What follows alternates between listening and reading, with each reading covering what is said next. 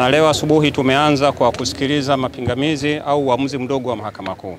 Mtakumbuka Ijumaa tulipokuja hapa Jamhuri waliweka pingamizi, walikuwa wanapinga maelezo ya shahidi namba 2 wa Jamhuri John Kaya kutolewa hapa mahakamani wakidhani kwamba utaratibu ule ulikuwa hukufuatwa.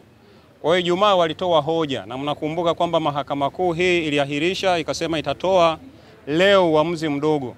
Na leo tulipoanza asubuhi, Mahakama Kuu kwenye uamuzi wao wamesema utaratibu wa kutumia maelezo ya shahidi aliyoyatoa polisi ulifuatwa.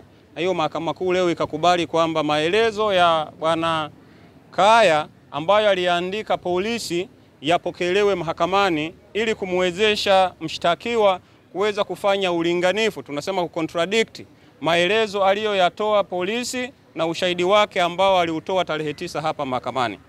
Kwa hiyo siku nzima ya leo mwenyekiti ametumia muda huo kufanya ulinganifu, kuonyesha maeneo zaidi ya 40 ambayo yalikuwa yanatofautiana baina ya ushahidi aliyoutoa mahakamani dhidi ya maelezo aliyokuwa ameshayaandika huko kwenye hati yake ya maelezo ya jeshi la polisi.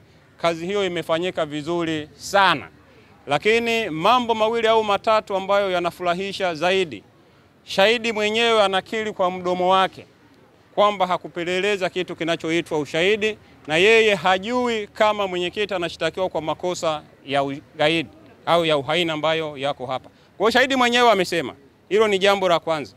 Lakini jambo la pili, shahidi anakubali kwamba hajui kama Mheshimiwa Lissu anamiliki password za mtandao wa mmojawapo ambao unadaiwa maneno yale yaliwekwa kule.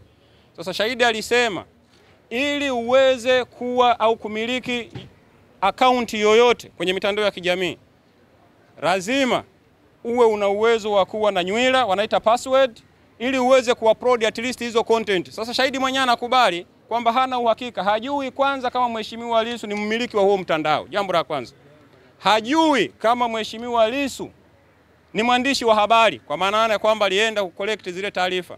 Shahidi anasema hajui kama Mheshimiwa Lissu pia yeye ndiye aliye-upload hiyo video inayobishaniwa hapa mahakamani au inayodaiwa kwamba ina maneno hayo ya kiuhaini. Kwa hiyo kwa ushahidi huo tu, kwa kosa ambalo unamtuhumu mwenyekiti kwamba alichapisha na kusambaza hiyo clip kwa maneno hayo, nadhani mnaweza mkalinganisha hicho alichokisema shahidi vis-a-vis madai ya Jamhuri.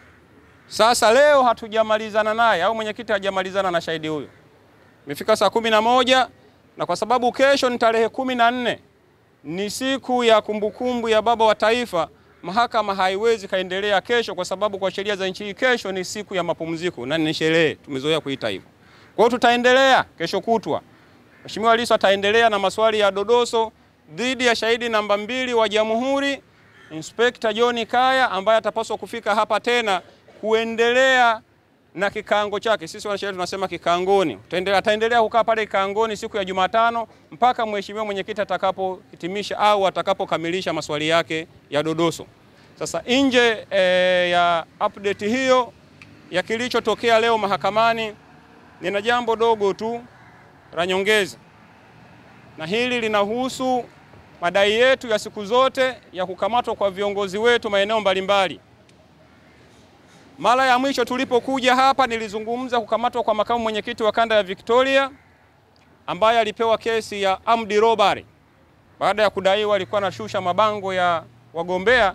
Baadaye hati za polisi zikasema na mahakamani, baadaye wakampeleka wakadai kiongozi wetu ameiba ng'ombe kwa kutumia silaha.